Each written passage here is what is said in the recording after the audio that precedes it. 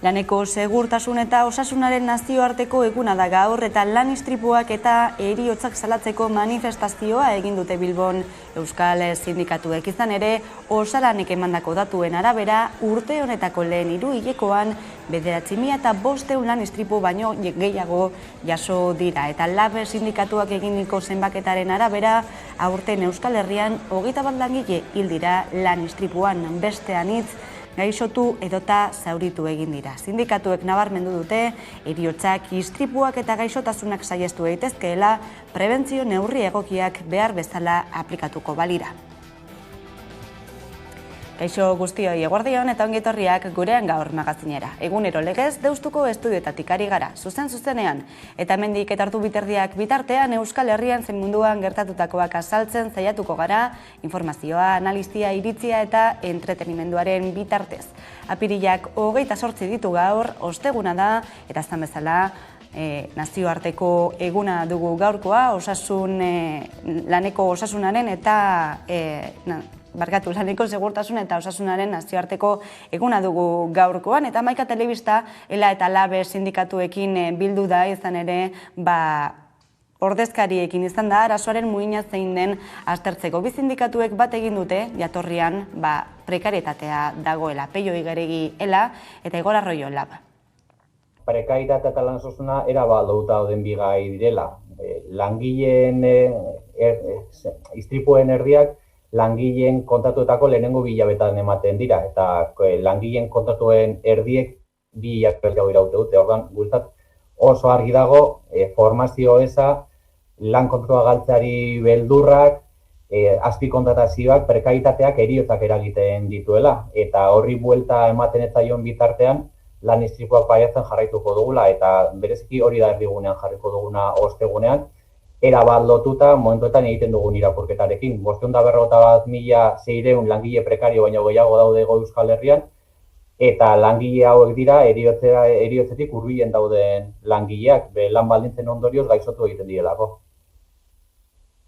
Baina batez ere jarri nahi dugu arreta istripu eta gaixotasun horien guztien jatorria. Eta jatorria da prekaritatea, jatorria da lan osasuneko eta segurtasuneko legediaren urraketa etengabe bat, eta arazo nagusia da, benetan ez direla neurriak hartzen instituzioetatik horri guztiari erantzuna emateko, ez? Eta hori da gaurko egunarekin aldarrikatuko duguna.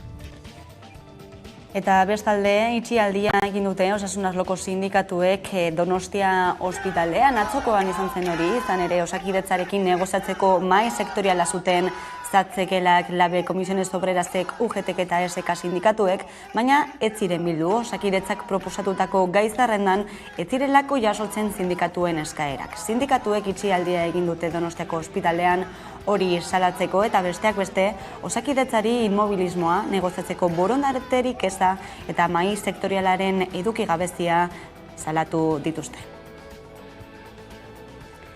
Eta ekonomian gaiekin jarraituta gaurkoan argitaratu dita langabezia datuak eta 3.800 lagunek lana galdu dute Euskal Autonomia Erkidegoan lehen hiruhilekoan eta 900 nafarrek topatu dute enplegua. Langabezia tasa beraz 8,70 ingurukoa da Euskal Autonomia Erkidegoan, aurreko urteko itxieran, baino 1,25 gehiago nahiz eta Espainiar estatuko txikiena izaten jarraitzen duen. Nafarroan egoera oso bestelakoa da, enplegua pixka bat hasi da Foru Erkidegoan urteko lehen hiruhilekoan, azken datuen arabera, Nafarroak 288.500 pertsona baino gehiago daude lanean, eta 2021eko lehen hiruhilekoan baino 900 gehiago, eta orotara 33.000 eta 500 langabe dira. Eta baita ere KPI-aren datuak aurreratuaren adierazleak argitaratu dira gaurkoan eta 0,1 egin du bera apirilean aurreko hilabetearekin alderatuta. Espainiako Estatistika Institutuaren arabera argindarraren eta erregaien prezioek beherakadak eragin dute urtetik urterako tasan eta 8,4ko jaitsiera egin dute. Aldiz, elikagaien prezioak gora egin du iazko hilabete berarekin alderatuta. Eta eguneko beste lerroburu nagusia Nafarroara garamatza, izan ere ingelesez ikasteko programa legez blindatu nahi du Nafarroako gobernuak. Irakasle izateko lan deialdi publikoetan baldintza bezala ingelesaren ezagutza jasotzea da helburua, edozein espezialitatean, ez soilik ingeles irakasleen postuetan. Lege proposamena aurkeztu du Nafarroako Parlamentuan PSNek eta gaurko osoko bilkuran onartu nahi du Navarra Zumarekin batera. Horretarako gehiengoa badute bi taldek. Kontra azaldu dira dena den gaineko indar politikoak, baita ere Maria Txibiteren gobernuko kide direnak ere. Horiesek Nafarroako gobernutik datozen berriak eta Bidasoa aldera ere begira jarri behar gara. Izan ere Bidasoa ibaian desagertutako migratzaile baten bila ari dira larrialdi zerbitzuak atzotik. Suhiltzaileak, ertzainak eta Guardia Zibilak ari dizuren ingurunea miatzen goizaldean, eta pronostikoa ez da ona. Eusko Jaurlaritzako Segurtasun Sailak jakinarazi duenez, izan ere, hilaren 18tik legoki desagertuta bilatzen ari diren migratzailea. Badirudi endarlatzeko gune malkatzu batetik behera erori zela egun hartan, beste bi etorkinekin batera muga pasatzen saiatzen ari zela. Gorpua antzemango balute, aurten migrazio bidean Euskal Herrian hildako bigarren pertsona izango litzateke. Eta Ukrainako gerrari dagokionez, Errusiak orain arteko erantzunik gogorrena eman dio Europar Batasunari, izan ere ezarritako zigorrei aurre egiteko erantzuna eman du Errusiak, hain zuzen gaz hornidura eten die, bai Poloniari eta bai Bulgariari, bi estatu hauek ez dutelako apirileko gaztari dagokion faktura errublotan ordaindu Errusiak agintzen duen bezala. Kremlinako hartarazi duenez, bidalketak beste herri batzuentzat ere geldituko dituzte, errubloetan ordaintzeko mekanismo berria onartzen ez baldin badute. Europar Batzordeak baina santzaiatzat jo du Errusiak egindakoa eta ohartarazpen bat egin du Bruselak. Errusiako gaza errubloetan ordaintzea zigortu egingo du. Kremlineko santaiaren aurrean amore eman eta hornidura errubloetan ordaintzen baldin badute, euren kontratuetan aurreikusita ez dagoenean, Europar Batasunak Vladimir Putinen erregimenaren aurka ezarritako zigorrak urratuko lituzke. Zentzu horretan, konpainia horiek ondorio legalak izan ditzakela erantzi du Ursula von der Leyenek. Bain zuzen ere, egoera ekonomikoaz, lehenik eta behin pandemiak sortutakoak eta gerora Ukrainako gerrak sortutako ondorioi aurre egiteko, krisi ekonomikoari aurre egiteko alegia, lege proiektua eramandu gaur Kongresura Espainiako gobernuak. Hain zuzen ere, Ukrainako gerrak eragindako kalte ekonomikoi aurre egiteko ekonomia plana aurkeztu du, lege dekretu bezala hasieran, baina azkenean ere lege proiektu bezala aurrera eramango dena, eta Euskal Herria Bilduk gaur goizean adierazti duenez, iragarri du alde bozkatuko duela. Martxaizpuruak izan ere esan du, Pegasus programarien espioitza kasuak arrakala bat irekitzen duela gobernuan bai, baina ura sostengatzen duen bazkideen artean, koalizio independentistak dio, esaten duena egiten duela eta egiten duena esaten duela. Argudio horrekin emango dio baiezkoa lege proposamenari gaurkoan, entzun dezagun Martxaizpurua EH Bilduren bozeramailea. Una vez más, actuaremos con responsabilidad. Con la responsabilidad que debemos a la ciudadanía y aprobaremos este decreto, porque la gente no puede ni debe ser quien pague las consecuencias de los graves errores de este Gobierno. Euskal Herria Bilduren aldeko 5 boto horiek erabakigarriak izango dira gaur beraz lege proiektu hori aurrera ateratzeko, krisi ekonomikoari aurre egiteko neurri horiek bermatzeko, EAJak ere neurrien alde bozkatuko duela adierazi du, eta Katalunian aldiz Pegasus auzia tarteko, alderdi independentisten artean PDKtek bakarrik iragarri du baiezko botoa. Izan ere Esquerra Republikanak dekretuaren aurka bozkatuko duela argi esan du, gobernuari egindako lehen abisu gizta aipatu du egingo duela, espioitza kasuan erantzukizunak bere gain har ditzan, eta KUPek ere Pegasus auzia aipatuta iragarri du bere ezezko boto hori. Izan ere, atzokoan Kongresuan hautsak arrotu zituen espioitza kasuak, Margarita Robles Espainiako Defentza Ministroak esandakoak tartean, izan ere, iradoki zuen justifikatuta dagoela independentisten aurkako espioitza egitea. Saharari babesa agertu dio, eta Sánchezen jarrera aldaketa errefusatu du ia aho batez. Izan ere, baztertu egin du Saharari buruzko Marokoren proposamena, PSek salbu Espainiako gobernuari eskatu dio Nazio Batuen erakundean, Europako Batasunean eta nazioarteko gainerako erakundeetan gatazkari irtenbide politiko erreal bat emango dion proposamena aktiboki babestea eta erraztea eta nazioarteko zuzenbidearen eta Nazio Batuen erakundearen ebazpenaren arabera jokatzea. Eta jarraian nazioartera begira jarriko gara, zuzen ere Latinoamerikako azken berriak ekarriko ditugu gurera, Bero Satrustegiren kazetariaren eskutik pantailaren bestaldean daukagu. Eguerdion, Bero? Eguerdion. Lehenik eta behin, Kolonbiara begira jarri behar gara, izan ere azken egunetan bake sinatzaileetako bat hil dute. Urte honetan dagoeneko 18 bake sinatzaile erail dituzte, eta ez hori bakarrik izan ere azken egunetan ere ikusi dugu nola Kolonbiako militarrek bake auzitegian aitortu egin duten, baita ere nekazari errugabeak hil dituztela. Bai, egora ez da bat ere xamurra bake akordioa zuk adierazi bezala sinatu zuenetako bat zen Juan Jose Txilito Martínez, eta honekin aurten jada 18 dira eraildakoak. Bake akordioa 2016an sinatu zenetik 317. Rodrigo Londoño, gerrillaren desmobilizaziotik jaio zen Komuna Salderdiko presidentea da, eta egoeraren aurrean Twitterren motz bezain argi adirazi du, nahikoa da, esan du. Ankerkeria honekin bukatuko duen gobernua behar dugu. Hau dena, hauteskundeen atarietan, maiatzaren 29an, ospatuko direnak. Ikusteko dago, honek zenolako soka ekartzen duen, eta honek ea isla izango duen hauteskunde horietan, eta Perura begira ere jarri behar gara, izan ere gobernuak iragarri du konstituzio fujimorista aldatzeko saiatzeko prozesua hasi duela. Zeintzuk dira gakoak, Bero? Bai, 1983an Alberto Fujimori boterean zegoenean sortu zen indarrean dagoen konstituzioa. Aurten berri bat idazteko prozesua, hastea da Castilloren gobernuaren asmoa. Hasierako sortuko duen biltzar konstituziogilea eratuko da. Orduan, arazo nagusia, oraingo konstituzioak ez duela asanblada erabakitzailerik antolatzen uzten. Orduan bidea uste baino luzeagoa izanen da, lehenik eta behin erreformak egin beharko direlako, eta hori ezinbestekoa izanen delako.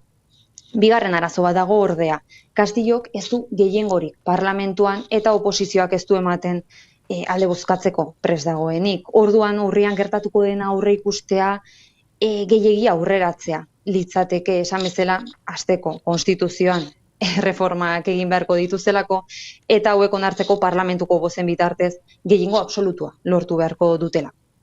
Horixe begeraz Perun dagoen testuingurua, eta Mexikora ere begira jarri behar gara, izan ere azkenean Andrés Manuel López Obrador presidenteak aurkeztutako erreforma elektrikoa ez da aurrera atera kongresuan. Zer gertatu da eta zer bilatzen zuen lege honek edo erreforma honek hobeto esan da? Bai, López Obradorren apustu garrantzitsuenetarikoa izan zen. Mexikok energia modu independentean lortzeko aukera mahai gainean jarri zuen. Proposamen hori baina 12 orduko debatearen ostean atzera bota du kongresuak. Erreformak helburu argi bat zuen. Esku hartze pribatua mugatzea. Gobernuaren datuen arabera, Mexikoko merkatuko enpresen 78% kanpotarrak dira.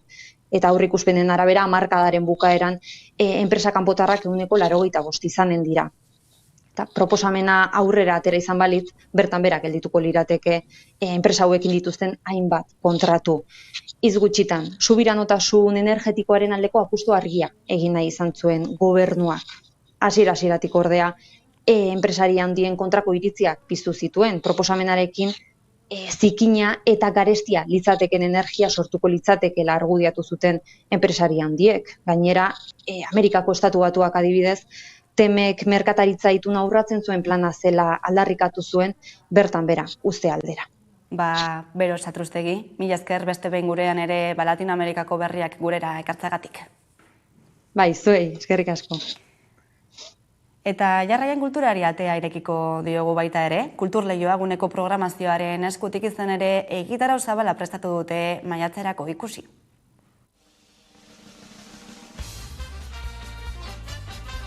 Zineak, antzerkiak eta erakusketak beteko dute maiatzako programazioa kulturleioa gunean. Zineforuak eskaintza zabala izango du. Belfast de Mauritan, El último duelo, Un polvo desafortunado o Porno loco eta Kompetentzia ofizial filmak emango dira. Antzerkiak ere esan bezala lekua izango du hilabete honetan kulturleioan. Pasaport lanak antzerki konpainiek munduan zehar bizi dituzten abenturak islatuko ditu maiatzaren 6an. Pintura azkarra lehiaketa egingo da gainera maiatzaren 8an. Goizeko 8etan hasi eta eguerdiko 3etan amaituz. Ondoren maiatzaren 27tik aurrera lan horiekin erakusketa bat osatuko dute. Emanaldien ordutegiak eta informazio gehigarria kulturleioa.com atarian dago eskura eta sarrerak aurrez erosteko aukera ere. Eta ostegunero legez gogoratu hitzordua duzuela hemen, Hamaika Telebistan, hain zuzen ere musika zuzenean saioarekin, eta gaur ikusgai izango duzu, esan bezala, arratsaldeko 8ak eta 4 eta baita ere gaueko 10etan horixe zuzenean, eta saioak dakarrenak kontatzeko, pantaiaren beste aldean dugu ostegunero legez, Koldo Otamendi, eguerdion. Eguerdion. Bueno, zer aurreratu dezakezu gaurko saioaz? Bueno, berriz ere bueltan gaude, korrika eta astesantuko egunak pasata, musika ez duetenik gurean, eta gaur ere beste disko berri bat aurkeztuko dugu, berriki kaleratu da, orain dela hilabete pare bat, eta Keia taldearen leheneko diskoa da. Keia taldea, beraz, Keia taldearen debuta dela esango genuke. Nortzuk daude taldearen atzean? Hori da lehen diskoa da. Keia taldea sortzen da punto konkretu batetik, da Ane Arruti musikari zarrauztarraren kantu zirriborro batzuetatik sortzen da Keia. Ane Arruti urteak atzera Arrutiko intxaurrak egitasmoan aritu zen, bakarkako kantua jotzen akustikoa, tabernetan aritu zen, gaztetxetan, eta denborarekin akustikoa ifikatzea, alde batetik Ane Arruti dago, Arrutiko intxaurra bezala ibilitakoa, disko txiki bat ere atera zuen, eta bestetik Oñatiko musikari hauek daude, Iker Egoitz eta Inigo, eta besteak beste abentura anitzetan ibilitakoak, Sharon Stoner taldean, Potenkin, Zingira, edo Latzen taldeetan ibilitako musikaria dira, oso ibilbide oparo egin dute Euskal Herriko musikagintzan, oso musikari onak dira, eta esan dezakegun, nahiz eta Anek sortu kantuak, gaur egun esan dezakegu Keia talde bezala irudikatzen duala, ez? Aipatu guzun bezala, konfinamenduan hasi ziren kantuen inguruko bueltei ematen, Anek sortzen zituen etxean bere kantuak akustikoki, bateriari pasatzen zizkion kantak baseak sartzeko, bere etxean, gero basuak sartzen ziren ere bere etxetik, eta azkenean gitarrak sartzen ziren, borobilduz kanta, ez? Behin ja txeko konfinamenduak eta zierre perimetralak alde batera utzita, Eltzian elkartu ziren, atzean ditun irudi horietan dagoen eraikinean, Oñatiko Eltzian, eta bertan ja taldeeran borobiltzen dira kantak eta taldearen soinua garatzen da. Aipatu duzu, diskoa kaleratu dutela, erregaia diskoa, hain zuzen ere. Zer aurkituko dugu bertan, zen motatako kantuak, zen motatako musika lantzen dute? Bueno, hitz batean esan da, rock giroak direla esan dezakegu, rocka da. Roka, baina nabardura desentekin, ez?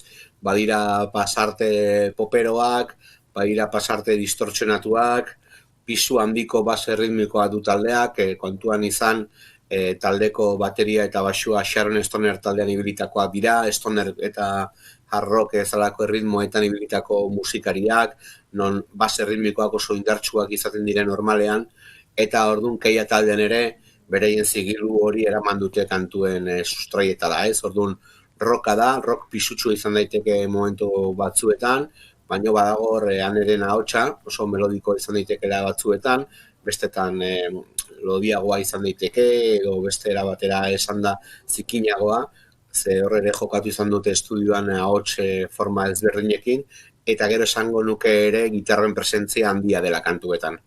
Beraz, pentsatzekoa da ez, diskoa labetik aterata, holtzara igotzeko irrikitan egongo direla ere?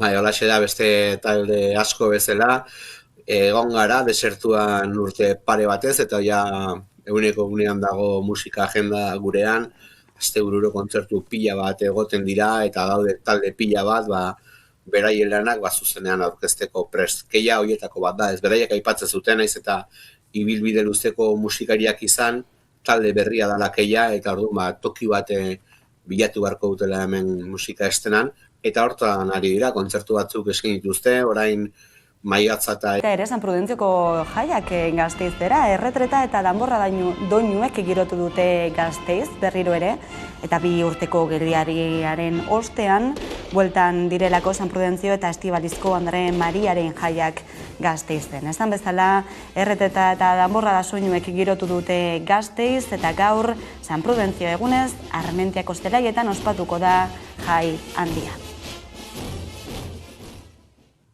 Eta Gasteizen ere beste hitzordu garrantzitsua, beste urte-urren bat izan ere Gasteizko gaztetxeak 34 urte bete ditu, ospatuko du hori Egitarau Zabalarekin, gaurtik hasita izan ere Egitarau Zabala prestatu dutelako, eta maiatzaren 30 bitartean gozatzeko aukera izango duzue. 1988ko apirilaren 28 arte egin behar dugu atzera, orduan Gasteizko Gazte Asanbladaren ekimenez 300 bat gazte Kutxiko kaletik abiatu ziren manifestazioan, eta gaur egun Gasteizko gaztetzea ezagutzen dugun eraikinaren atea bota zuten. 34 urte joan dira ordutik, eta 34 lelopean 4 eguneko egitaraua antolatu dute apirilaren 28tik 30 arte. Tartean tailerrak, bazkaria eta kontzertuak izango dira egitarauan. 34 urte betetze ditu da nahiko gazte nagusia, eta 34 lelopean hartu dugu urte horrenaz pandemiarekin eta pandemiaren aurretik bai jaso ditugula hainbat eraso, bai ajuntatik, bai indar zapatzaietatik, munipaz, inbaioak eta bar. Eta orduan hemen jarraitzen degunez, Gasteizko muinoan, 34 urte baino gehiago espero ditugu irautea, eta beti borrokan.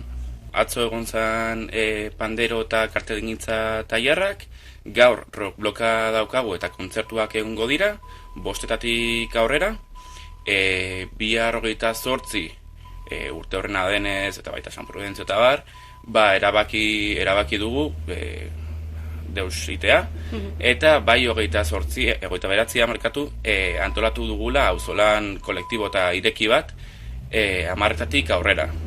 Eta gero larun batean, bai antolatu dugula bazkari bat auzolan pilotalekoan, baita beste espazio okupatu bat, eta tiketak erosgai dare Alabedi tabernan. 5 euro truk, bazkari veganoa, eta konbitea egiten dut hemendikan.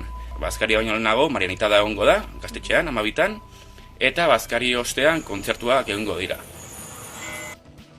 Gasteizetik bertatik abiatuko da ere, emakumezkoen itzulia. Maiatzaren 13tik 15 egingo dute estreineko emakumezkoen itzulia. Informazio guztia jarraian.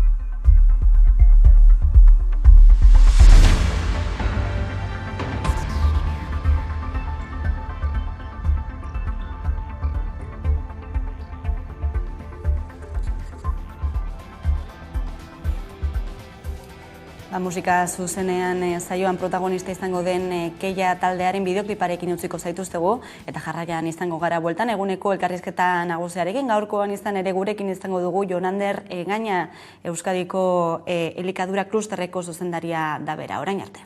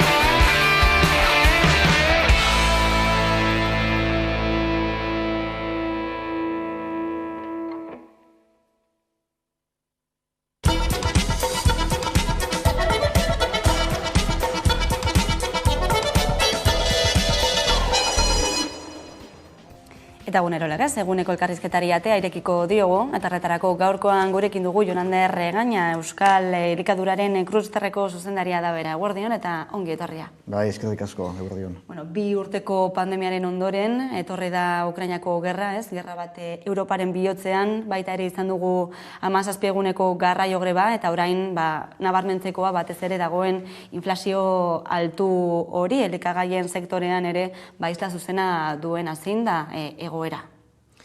Egoera da, eutsi egin behar zaiola egoerari, ez da, hori da egoera. Pandemia horretik, elikadura sektorearen proiektzioa ona zan, ez da, salmentak eta bai oreka arloa ere ondo zijoan, eta proiektzio oso ona zan. Gero pandemia etorri da, pandemian erakutsi da elikadurako sektoreak ondo funtzionatu duela, ez da lagon,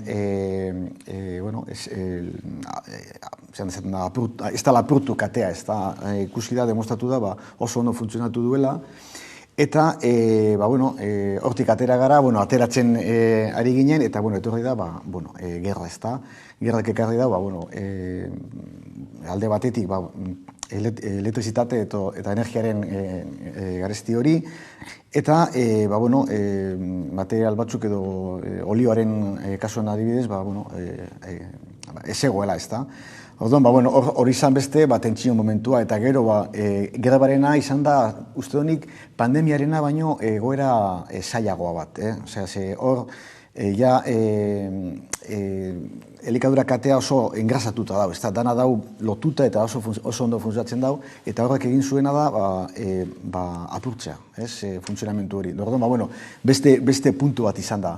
Azkenean zein da, egoera zein da, enpresak egokituen behar direla egoera haueri aurre egiteko, eta, egiz da, gehien kezkatzen dauen asuntua dela, prezioaren igoerak eta konsumitzaileak zelan erantzungo ete duen egoeraren aurrean, ez da? Ezan ere oso altu jarretzen ezaten du inflazioak elikagaien sektorean, elikagaien prezioetan isla izan du. Noiz arte aurreikusten duzue egoera hau? A ber, elikadurak sektoreak, ez da, ziklo ekonomikoen arabera ez da egoten, ez? Gehien bat dago, poblazioa nola handitzen dan edo gutxitzen dan. Azkenean jaten duguna, ez dugu diro gehiago eukiarren, ez dugu gehiago jango, ez da? Orduan, zikloen kontra joaten da ia. Noiz arte irauko duen honek, segun, gerrak asko irauten bada, egoera be, zailagoa izango da, ez da? Horren arabera, ikusi beharko da nola moldatzen garan. Konsumitzailearen konfiantzan oinarritzen gara asko. Azkenean, konsumitzaileak ikusten bada etorkizuna bat hobeagoa dala edo gerra amaitzen dala edo konsumitzeko aukera gehiago dagoela, lasaiago badago, gehiago konsumitzen dago. Egoera larrietan egiten dagoena da kontsumo hori murriztu, ezta? Eta prezioen igoerak egiten dagoena da konfiantza hori atzera bota. Euskadiko elikagaien sektoreak nola antzeman du batez ere gerraren eragin hori, izan ere jakina da, Ukrainatik eta Errusiatik badatozela elikadurarako lehengai edo eta osagai garrantzitsuak. Esan da, kilore olioaren eskazia, ez da, orduan, horrek ekarri du, sektore batzuetan, beste leko batzuetatik ekartea edo formulazioak aldatzea edo beste bide batzuk aurkitzea hori aurre egiteko, ez da. Orduan, egoeraren aurrean, bilurra dagoena da, prezio hori gehien bat ganera distribuzioen aldetik igotzea, ze horrek ekarriko duena da atzeratzea konsuma. Gero, lehen sektorean ere ikusi dugu zelan pentsuak egiteko lehen gai horiek, aukera ez dela esan ainuna, ez da, orduan prezioak igo egin duten. Gero, ongarriak egiteko energia asko behar denez, enpresa askok ere utzi egin zuten ongarriak egiten. Orduan horrek zer ekartzen da, prezioak igotzea. Orduan kate osoan joan da, zati bakoitzean prezioak igotzen. Orduan horrek azkenean ekarri dagoena da, margenak murrizten joatia, eta ez da egongo beste beste erarik prezioak igotzea baino, ez da. Aipatu duzu ekilore olioarena, agian hori izan da nabarmenena, ez da? Espainiar estatuan esaterako ekilore olioaren 70% Ukrainatik datorrelako. Euskal sektoretan zintzuk izan dira enpresarik edota sektorerik kaltetuenak, eta nola ari dira aurre egiten? Aipatu duzu agian beste bide batzuk hartzen ari direla, alternatibak bilatzen ari direla, baina zein puntutaraino egin dezakete? Bueno, kontuten eduki behar da, elikadura industria Euskadi mailan oso 6 subsektoretan zatituta dagoela eta 35 aktibitate ezberdin, ez da, orduan bakoitzan eragin ezberdina edukiko zuen, batzuk ez dute ekilore olio erabiliko, beste batzuk ez da. Esate baterako, kontserbera batzuetan, ez danetan, eta maila ezberdinetan, ekilore olio hori Ukrainatik etortzen zen, eta zer egin dute, beste Brasil, Argentina edo Sudafrikatik edo beste leku batzuetatik saiatu aurkitzen, ez da. Beste batzuetan osagai garrantzitsua da, esate baterako galletak eta olakoak egiten duten enpresak, ez da, edo plater prestatuak edo olakoak.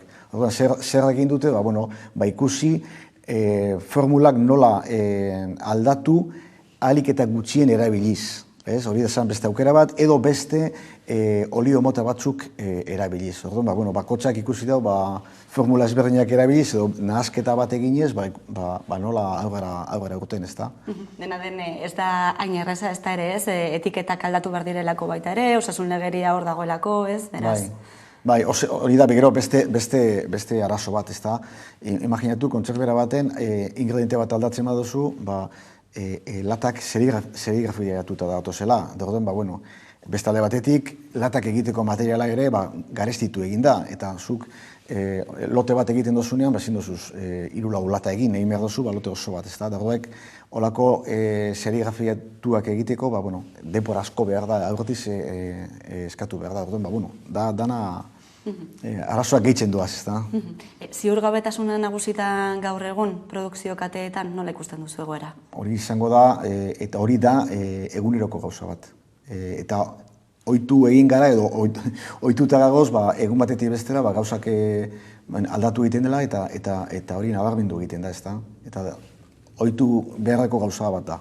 Ziurgabetasunari tiraka, baita ere ikusi ditugu azken hilabeteotan, nola supermerkatuetako apalak usten joan izan diren, ez? Beldurragatik, ziurgabetasunagatik, nola ikusi duzu gertatutakoa, zein mezu bidaliko zenieke baita ere herritarrei?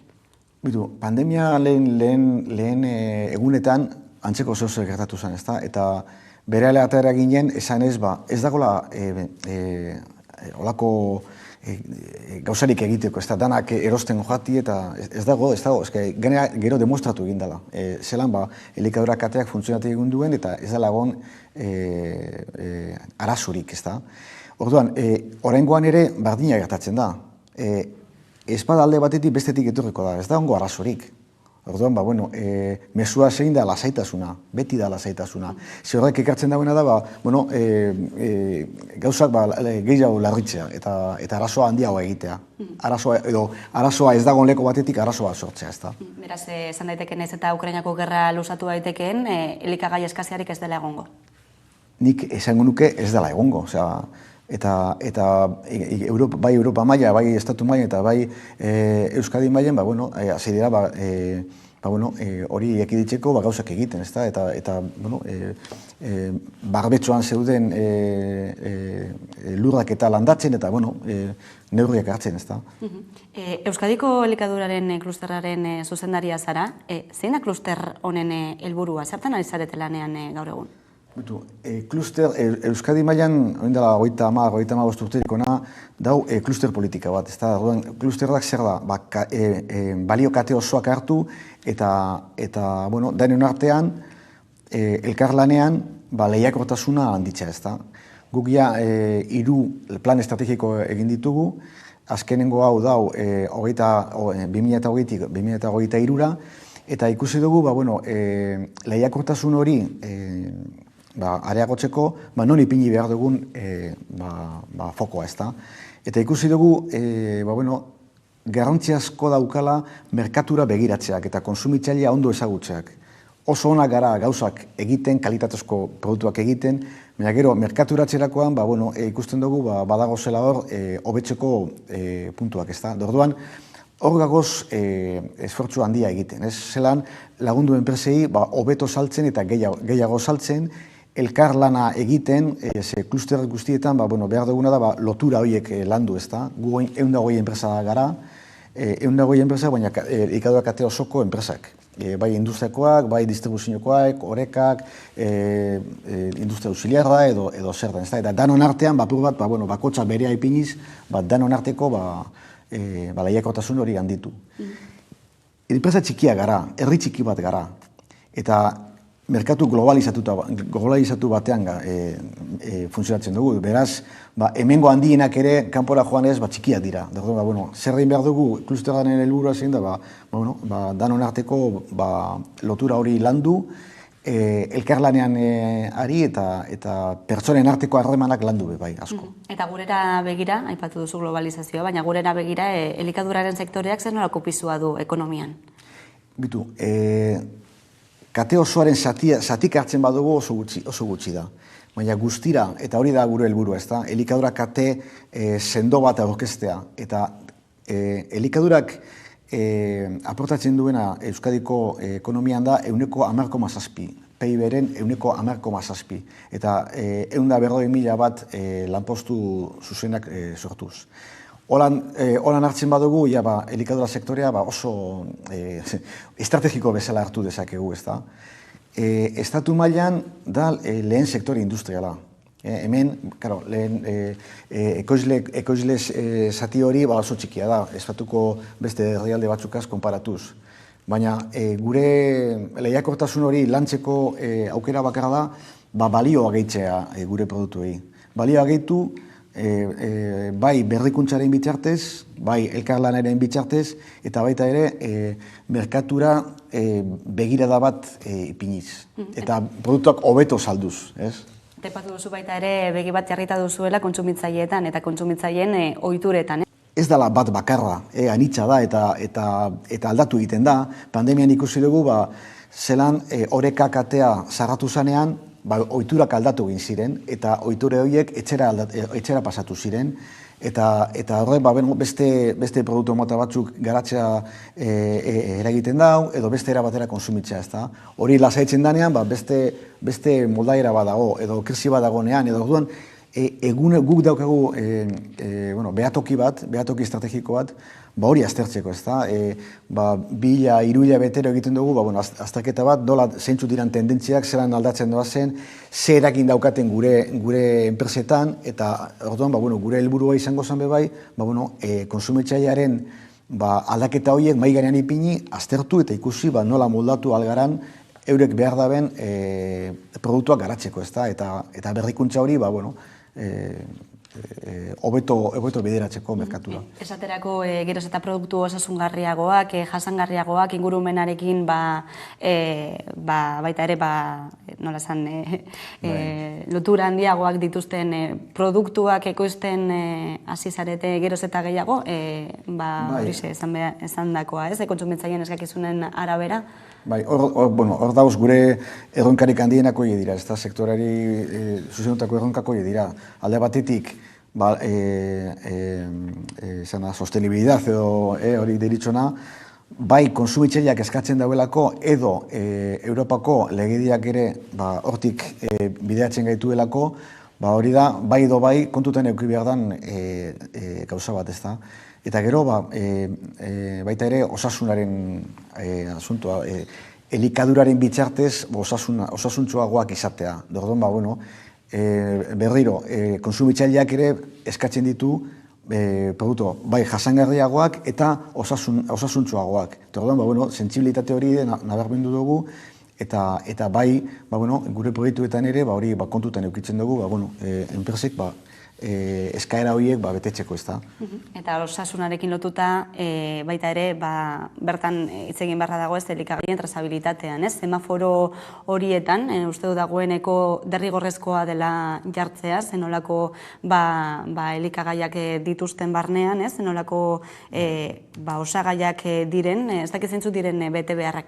Hor, ez da asko dago, ez da, azkenean modelo ezberdina dauz Europa mailan, batzuk erabiltzen dabe hori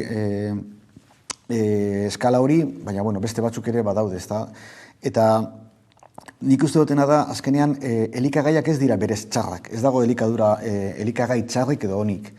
Ohiturak dira, elikadura ohiturak dira landu beharko zirenak, eta, elikadura orekatu batetan eta bizimodu orekatu batetan nola bideratu edo konsumitu produktu horiek, ez da. Nik pentsatzen dut hor dagoela erronka, apur bat osasuntsu bizitzea, eta gero beste gauza bat, bai, emetik eta 10 urtetara, gero eta jente nagusi gehiago egongo da. Orduan, hori dabe ere gure sektorearentzako beste erronka bat. Nola ezagutu konsumitzaile hori zelakoa dan, zemotatekoa dan, nola erosten duen, nola bizitan, eta zelako produktuak eskatuko dituen, ez da? Zerretan, milenialak eta holakoak aipatzen duguz, baina azkenean 55tik gorako pertsonak erotak gehiago izango dira, eta horrek dira ekonomia aldetik diru gehiago aukiko dutenak gastatzeko, osasuntsuago bizi nahiko dute. Ni pentsatzen dut aukera bat bertoko tokiko produktuak gehiago garatzeko eta gehiago saltzeko, ezta. Bai dana garrantzitsua jakitea eta uste dut pandemiarekin eta olako egoerakaz ikusi dugula, dana ez dela persio, ezta. Azkenean persio merkeko produktuak nahi baditugu, horrek era batera ekoizten dira eta batetakin nondik etortzen diren da zelan dagozen ekoiztuta, ez da. Eta bertoko produktuak beste era batetara ekoizten direla beste presio bat ekoi beharko zuten, eta hori ulertu egin behar da. Ez da, bertoko produktuak konsumitzeak ze eragin daukan bertoko ekonomian, bertoko gure kulturan eta gure paisaian edo beste gauza batzuetan, ez da. Orduan, hor pentsatzen dut aukera hon badagoela sektorarentzako. Dena den, esan dugu testuinguru ekonomikoa agian ez dela onena, ez, KPI altua dagoela, inflazioak eragina izan duela baita ere elikagaien sektorean. Uste duzu produktu merkeagoen aldeko edo eta markazurikoen aldeko bultzada izan daitekeela testuinguru hau? Olako egoeratan, lehen esan duten, ez da, konsumitzailearen konfiantza atzez egiten du. Orduan, gehiago begiratzen dau, presioa eta olako gauzak, ez da.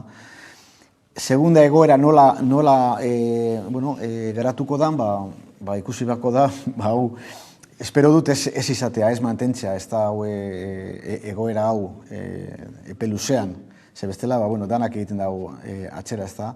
Eta orduan, azkenean, ilusioarekin ikusi beharko da etorkizuna, hau ez da betirako izango, da egoera bat, eta ametik ere aterako gara, ez da. Eta espero dugu, gerra baino lehenago, espero zen, 2022an, pandemia aurreko egoera berreskuratzea. Orain esaten da, 2023 izango dela, baina, bueltatuko da egoera. Eta elikagaien sektorea ere moldatzen egon beharko du baita ere digitalizaziora, ez?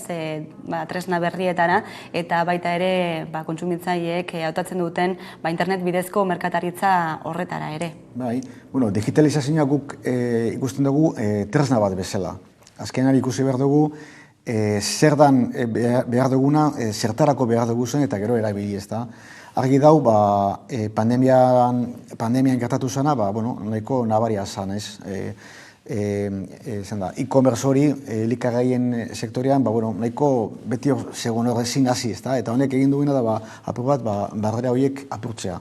Eta, salto handi bat eman da, eta uste dut, bere bidea jarraituko dela, eta, behintzet, barrera hori apurtzeko, baliozkoa izan dela. Hori da digitalizazioaren zati bat. Gero beste asko dagoz, gure prozesuetan, nola digitalizazioak aldigun, lehiakortasun hori irabazteko tresna bat bezala, konsumitzailearekin harreman iztuago bat izatea, goeto ezagutzeko. Hor da, zein da arazo eta ikusi zein izango zen beharrezko teknologia hori gainditzeko, ez da. Nola irudikatzen duzue etorkizuna, zeintzuk izango dira lehentasunak edo erronkak datozen hilabete edo eta urtetarako? Orain, epe laburrean, nik uste dut, nola egokitu egoerara, ez da, nola moldatzen gena, ikusi bai, persiak nola konsumitzaileari trasladatu, lehiakortasun hori ez galtzeko, ez da.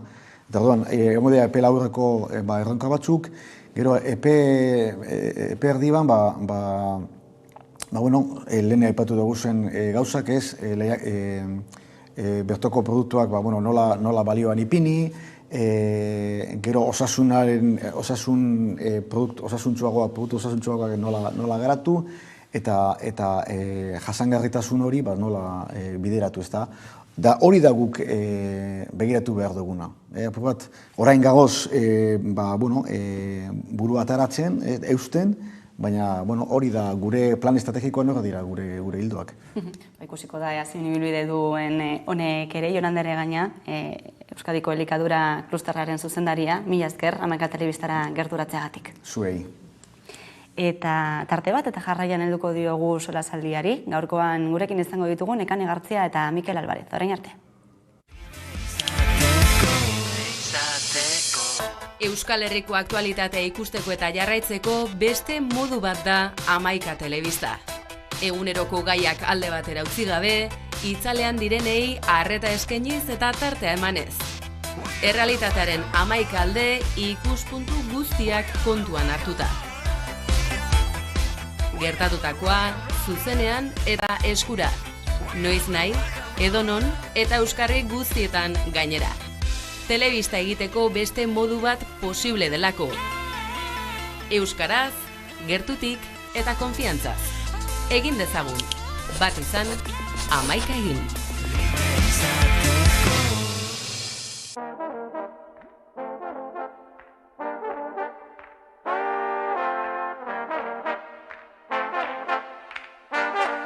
Bueno, Berriozarren, izeba hasi zen duela urte pila bat, eta niri sortu zitzaidan grin hori, ez? Sokan ibiltzeko, herrikiroletan ibiltzeko. Soka Berriozarren beti egon da oso errotua, eta orduan, erabaki nuen sartzea taldean.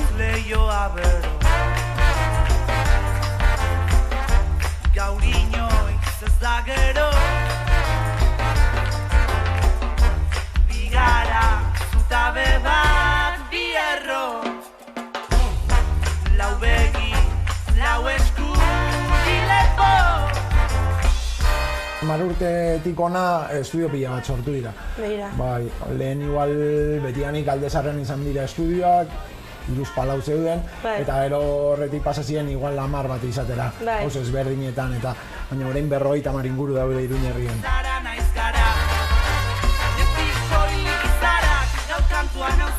Orain bat gara.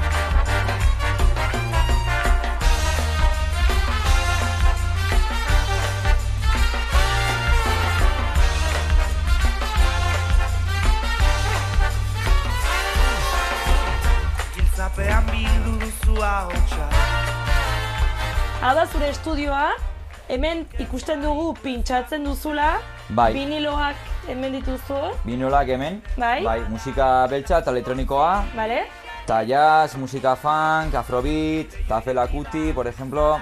Denetarik, dago denetarik, baina zu zer zara artista bat, ez soilik musika, dantza ere bai. Bai. Dantza kontatu pixkat dantzaren historia.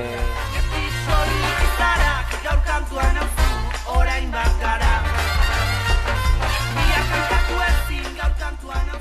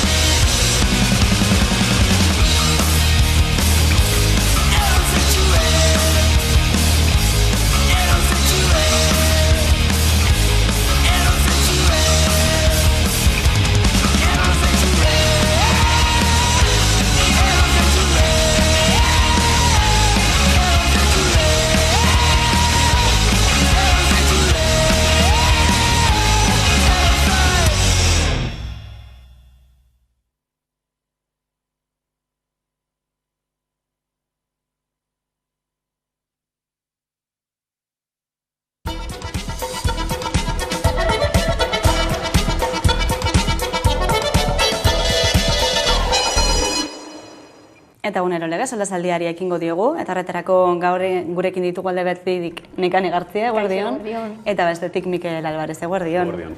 Gaur apirilaren 28a esan dugu, aipatu dugu aurretik laneko segurtasun eta osasunaren munduko eguna dela, beraz arriskuen prebentzioa hitz egiteko eguna proposa gaurkoa, gogoratu dezagun baita ere osalanek sentsibilizazio kanpaina bat martxan jarri duela, arrisku prebentzioak nabarmentzeko, eta ikusiko dugu baita ere, beraien datuen arabera, zeintzuk diren datu horiek.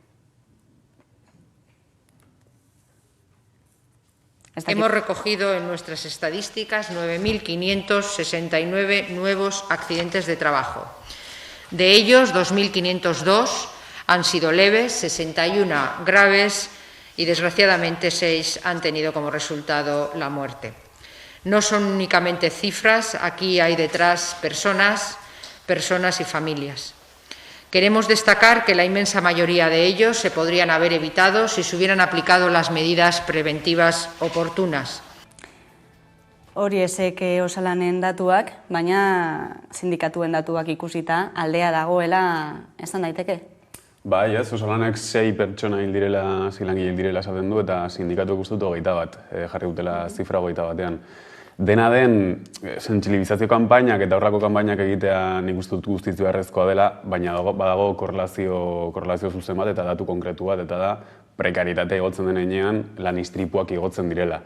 Orduan, uste dut bestelako neurri, material eta strukturalak behar direla horrelako arazo bati aurre egiteko eta horrelako drama bati aurre egiteko, ze lanean hiltzea, uste dut, bizitza honetan gertatu daitekeen dramarik handienetako bat dela. Bai, azkenean, zuk izan duzun bezalako, azkenean, bai, datuak ondo daude, ondo dago bebai aipatzea datuaren atzean jendea dagoela, familia daudela, baina, klaro, gero kanpainak ondo daude bebai, baina nik uste behar dugula lan inspekzio gehiago, ze azkenean, klaro, diru asko ematen da gauza hauek ez gertatzeko, baina gero inspekzioak baldin ez badaude, politika publika gehiago baldin ez badaude, ezin dira gauza horiek pixkat paratu edo kontrolean egotea, eta horrela nik pentsatzen dut agian kanpainak ondo daudela, baina inspekzio gehiago beharko dugula.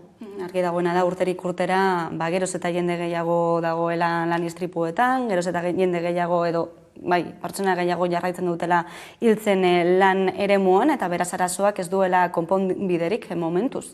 Eta gainera uste dut, izebergaren punta bat ikusten dugula, egia da kontabilizatzen direla hildakoak batez ere, kontabilizatzen direla istripuak bere horretan, baina baude beste bi fenomeno, momentuz kontabilizatzen ez direnak, eta da, lanetik eratorritako gaixotasun fisikoak, hor badago datu baneko esanguratsua eta esaten du industriako langileek sufritzen dituzten kantzerren 1/30 bere lan jardunetik datorrela. Eta horrelako neurriak edo horrelako kontaketak ez dira egiten normalean, ez bada kasu oso konkretu batzuetan, amiantoaren kasua edo bestelako kasu batzuk hori bat.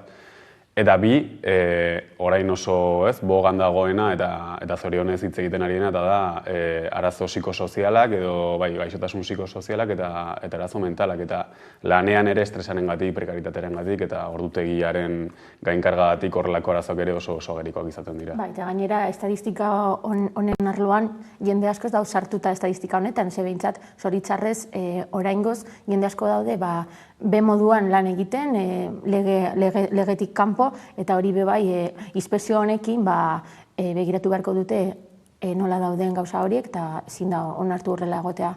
Aipatu duzu eta sindikatuek ere nabarmendu dute, gai honen atzean jatorria prekarietatean dagoela, entzun ditzagun Pello Igeregi, elako ordezkaria, eta Igor Arroyo labeko ordezkaria.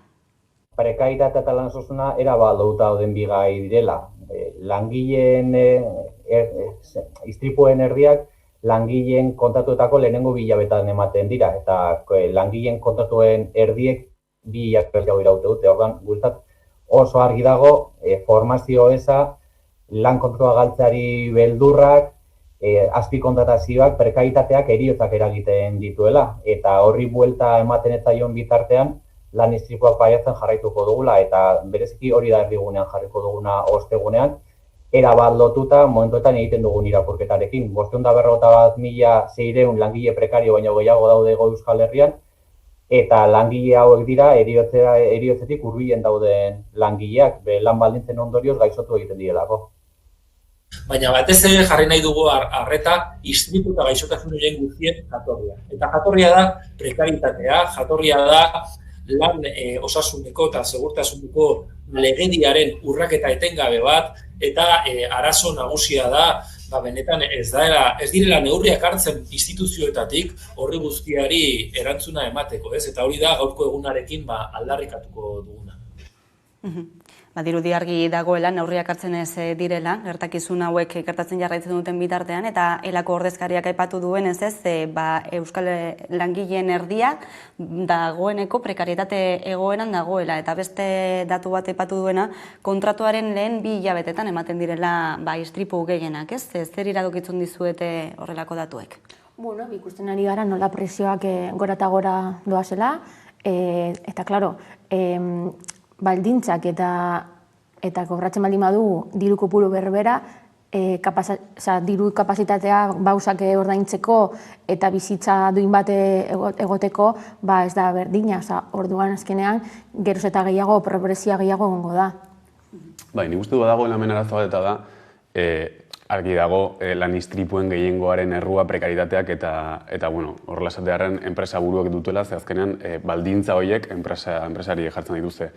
Baina uste dut arazo sozial bat ere badela, ze mugimendu feministak adibidez, orain dela urte asko jarri zuen ja fokoa, indarkeria matxistan eta erailketa matxistetan, baina gizarte bezala uste dut ez garela kapazak izan benetan honek suposatzen duen dramaren neurria edo tamaina hartzeko eta benetan neurri horiek implementatzeko, urraketa horiek gaitzesteko alarma sortzen, eta uste dut hori ere guztion erronka izan behar du, ez bakarrik apirilaren 28an urtero horrelako sentsibilizazio kanpainak eginda, baizik eta gertatzen den aldiro salaketak eginda eta kalera aterata, eta herri honetan badaukagu, zorionez, gehiengo sindikal bat beste parametro batzuetan dagoena, eta horrelako arazoei aurre egiteko bokazioa daukana, baina egia da ere ez dagoela nolabaiteko olatu sozial bat, alarma egoera bat honi aurre egiteko. Guztiz, ados, azkenean onartzen daia normala dela istripu bat lanean eukitzea. Gero kanpaina batzu daude, trafiko kanpaina eta izugarrizko inpaktua dauka, baina gero ikusten dugu lan kanpaina bat eta lanean zegoen, baina lanera goaz ez hiltzera, azkenean, eta pizkat sozialki agian ez dago oso barnetuta lan istripuak ezin direla onartu. Azkenean lan baldintza gehiago jarri beharko direla, hau ez gertatzeko, baina sozialki agian pizkat falta da esnatzea edo... Badirudi batzuetan ausazko gauza bat dela, zoritzarrezko gauza bat, eta ez duela kausa zehatz bat eriotz horrek, eta gainera behin eta berriro errepikatzen diren istripuak ikusten ditugu, altueratik erorita, makinak harrapatuta, beraz badago zera osnartu, eta badago baita ere non esku hartu, Baita ere gaur nazioarteko egun hori da, baina begira jarri behar gara igandera, ezan ere maiatzaren lehena dugulako ate joka. Ez dakit, nola ikusten duzuen kale mobilizazioa, zer espero duzuen iganderako? Nik uste, ja jendea dago kokoteraino, eta gainera ja COVID-19 amaitu da behingoz, eta nik uste jendea atarako dela kalera, konbenio asko daude orain egin barik, eta orduan nik uste denbora berri bat sartuko dela akordioetara alderdi mailan eta bebai sindikatuen artean, eta nik uste zabalduko dela egoera berri bat akordioetara, eta nik hori espero dut, baina poliki-poliki nik uste gauza askok egiten ari direla lan baldintzak eta prekarizazioa hobetzeko, baina oraindik lan asko geratzen da, eta ikusiko dugu. Egun garrantzitsua igandekoa uste dut guztio, nik behintzat gorritz markatuta daukadan eguna urtero, eta badaukagu nolabaiteko erronka bat, eta da, azkeneko urteetako bilakara ikusita, egonda beste faktore eta elementu batzuen artean egonda batez ere langile klasearen pobretze orokortu bat, hori ikusi dugu KPIaren igorarekin, ikusi dugu inflazioarekin, gerrarekin, COVIDarekin, eta uste dut aurten behintzat azentoa hor jarri behar dela edo ez, apur bat garrantzia hor jarri behar dela, eta nik espero dut mobilizazioak nahiko masiboak izatea, eta gainera, herri honetan uste dut maiatzaren lehenak eta berri egunak izan dutela nolabaiteko garrantzia historiko bat, Eta gustatuko litzaidak ezakit baldintzetan gauden aurten behintzat, nolabaiteko akordio horiek lortzea batez ere gehiengo sindikalen artean, ze ikusi da gehiengo sindikalak benetan bloke bezala funtzionatzen duenean, lan baldintzak hobetzen direla, akordio gehiago lortzen direla, eta benetan aurrera pausoak ematen direla, bizi baldintzak hobetzean, soldatak hobetzean, eta azkenean prekaritatearekin bukatzean, eta prekaritatearekin bukatzea ez da ausazko gauza bat, baizik eta ikusi dugun bezala prekaritatearekin bukatzeak esan nahi du, lan istripuekin ere bukatzea.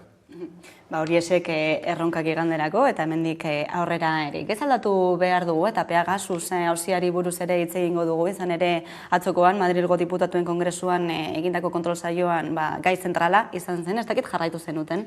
Bai, jarraitu egon nintzen begiratzen eta lotxagarria, baina zoritzarrez ez da sorpresa bat, ze azkenean hemen Euskal Herrian bizi izan ditugu gauza horiek eta gauza askoz lotxagarriak. Baina, Margarita Roblesen hitzak ez dakit, neurtuta zeuden bere hitzak ala ez, baina nik lotxagarri hutsa iruditu zizaidan, nola maskariaekin pizkat tapatuta, pertsonen arteko bebai gatazka dago hori bi pertsoek, eta, lotxagarria.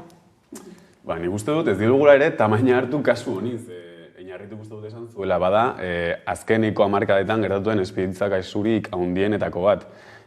Horrek esan nahi du espidotza kasuak ez direnik eman orain arte, ez, guztiok badakigu horrelako fenomenoak ematen direla, are gehiago Espainiar estatua bezalako estatu batean, baina publikoki horrela agertzeak eta gainera gobernuaren aldetik horrelako erantzuna jasotzek uste dut, kasuare larriagoa egiten duela. Hor uste dut atzo ikusi zela nolabait estatuaren aparato batzuk, edo estatuaren estamentu batzuk, badaukatela nolabaiteko autonomia bat, autonomia funtzional bat.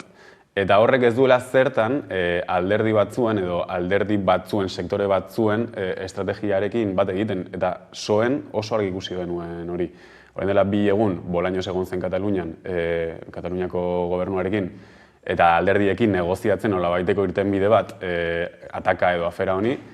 Eta atzo Margarita Roblesen diskurtso aldaketaren ikusi dugu nolabait estatuaren repliege bat egon den horrelako kasuak defendatzen eta zentoa hor jartzen. Hor uste dut, hemendik eztabaidatzea tokatzen zaiguna da, ez hainbeste estatuaren papera, ze estatuaren papera badakigu zen izan den orain arte eta zen izango den, hor interes batzuk daudelako mahai gainean, baizik eta Euskal Alderdiek ze estrategia hartuko duten horri begira eta ze taktika ere sartu daitezkeen aurrera begira eta uste dut hor asko dagoela eztabaidatzeko. Atzoko kontrol saioaz hitz egiten ari gara, baina gogora ekarriko ditugu bertan bizitakoak, gogora ekarriko ditugu Pedro Sánchezen hitzak lehenik eta behin.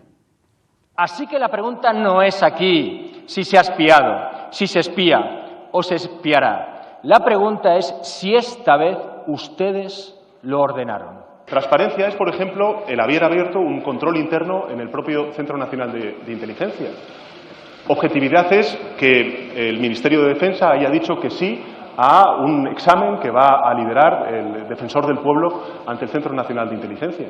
Pocos precedentes existen en otras democracias occidentales al respecto. Vamos a rendir cuentas, señoría. Ayer mismo, precisamente, se desbloqueó la Comisión de Gastos Secretos precisamente para poder compartir de manera plural ante toda la Cámara esa información. Silencio, por favor. Y nos vamos a tener a la ley, señoría. Horiexek beraz Pedro Sánchez Espainiar gobernuburuaren hitzak adieraziz ez transparentziaz jokatzen ari direla, neurriak hartu dituztela, dena legearen arabera egin dutela eta aipatu duzu baita ere Margarita Roblesen hitzak hautsak harrotu dituztelako, izan ere iradoki duelako agian ez dagoela aintzarto espioitza egitea. Entzun dezagun. Yo le pregunto. Horiexek Margarita Roblesen hitzak oraindik entzun ez bazen dituzten. Ez dakit zer espero daiteke, ez? Europatik nola ikusiko dute hau? Europatik nik uste, Europa beti isil-isilean dago, goratu beharko dugu, badaukogula kazetari batek atxilatuta, hasi azkenean, ez nago harrituta ez. Baina Margarita Roblesek galdera bat egin zuen, eta zer egin behar du gobernu bat, edo estatu bat gauza horiekin, politika egin behar du ez, kaza de brujas bat edo alako zerbait ez. Azkenean, ikusten ari gara, nik uste, PSOE alderdiaren bi aurpegi, bata Margarita Robles eta bestea Bolaños, eta azkenean horrekin jolasten dute, bai jolasten dute beste alderdiekin esaten. Kontuz, guk gobernuan baldin ez gaude, azkenean PP eta Vox etorriko da. Baina azkenean, gazera ez den bezala, txikle hori, estira eta apurtuko da azkenean. Eta hori, politika egin behar dute, eta ez polizia edo mafia edo halako zerbait kontrolatzen beste politikoei, eta politika egin behar dute, baina Margarita Roblesek ja badago saltxan sartuta, ze denok badakigu Felipe Gonzalezen gobernuan egon zen, eta batzuk esaten ari dira ia Margarita Roblesek kenduko duten ala ez, ez da joango. Mikel, zuk aipatu duzu, investidura blokearen estrategia berrikusi beharko litzatekeela, edo hori dela fokua ere, ez? Zer egin beharko luketen, gaur mugarria badiru dizela Kongresuan bozkatuko zen lege dekretu hori, azkenean lege proiektu bezala izango da, Euskal Herria Bilduk baiezkoa emango duela aurreikusi du, EAJak baita ere, beraz aurrera aterako dela krisiari aurre egiteko neurri horiek. Zein puntutaraino horrelako gauzek, espioitza bezalako eskandalu batek aldatu beharko luke norabidea? Bueno, ez da bai da hori ustut alderdik eman dutela euren barrenean, ez? Baina oso galdera pertinentea da. Azkenean, kontua ez da espioitza kasua oso larria edo ezain larria den horrelako dekretu bati esamateko.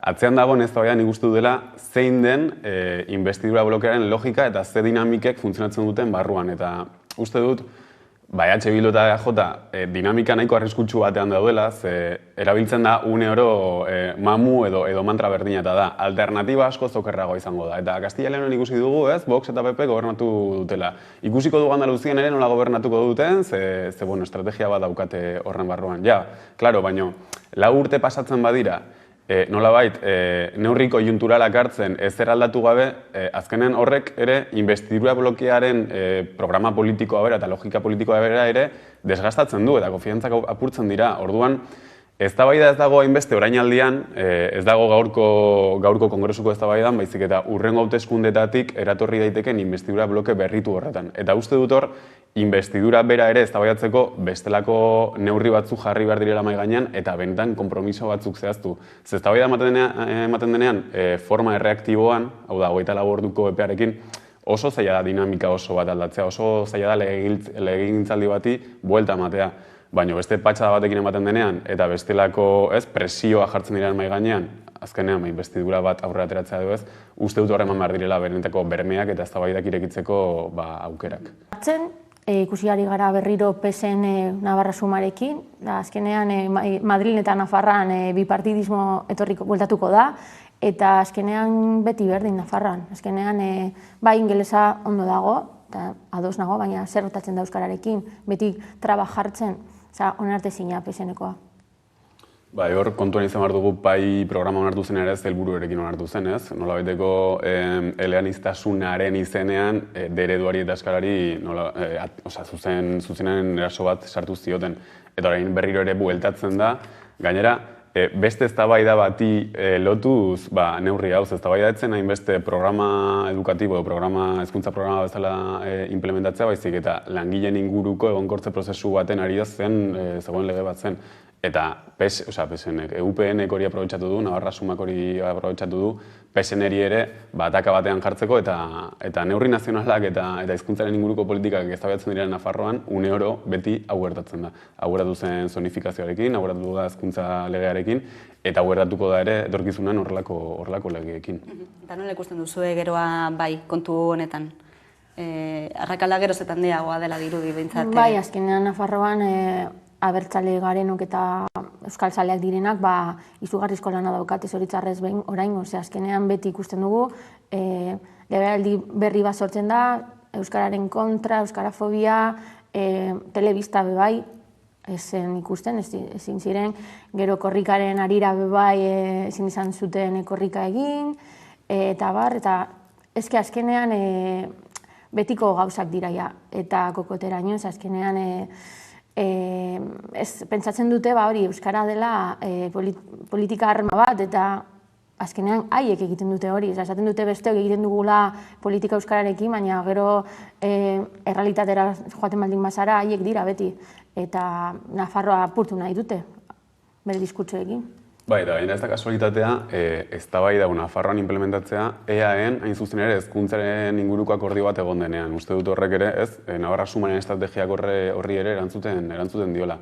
Baina badago nolabaiteko disoziazio kognitibo bat PSN-eren eta Nafarroko gizartearen artean. Badago nolabaiteko kalkulo elektoral bat edo kalkulo sozial bat Navarra Sumaren partetik ere pentsatzen duena Nafarroko gizartearen dela 15 urteko gizartea dela. Eta Nafarroan gauza asko pasa dira. Nafarroan abertzaleak egon dira boterean, Nafarroan Iruñan EH Bilduko alkatetza bat egon zen, Nafarroan eman dira aurrera pausuak benetan Euskararen eta hezkuntzaren aferan, igual nahi baino gutxiago, baina egon da eszenatoki aldaketa bat, eta uste dut hori gizarteak ere eta pertsonek ere jasan dutela eta defendatu dutela, eta kalkuloak ezin dira egin horien dela 15 urteko parametroekin, eta gainera kalera ateratzen bada Iruñan, PAI programaren inguruan galdetzen badugu, ez dago inor programa hori defendatzen duenik, ez bada Navarra Sumaren bozkatzaile oso ideologizatu bat, orduan, kalkulo horiek uste dut arriskutsuak direla alderdi politiko batzuen aldetik behintzat. Atzokoan ere ikusi zen ez, nola atera zen talde bat kalera,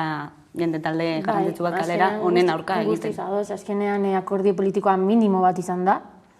Hemen ez da izan horrela, azkenean Gasteizen ia alderdi guztiak aurrera egin dute lege horrekin, baina karo, Nafarroan, zuk esan duzun bezala, azkenean jendea ez du pentsatzen alderdi haien bezala.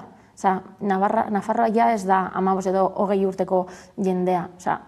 Orain, joten baldin bazara, Iruñara, Euskara, hitz egiten du jendeak, izugarrizko komunitatea euskaltzalea dago, eta haiek ez dute soportatzen hori. Eta azkenean daude betiko moduan, ea nola apur dezagun Euskara, euskaltzaleak, abertzale mailan eta bai, baina ez dute lortuko.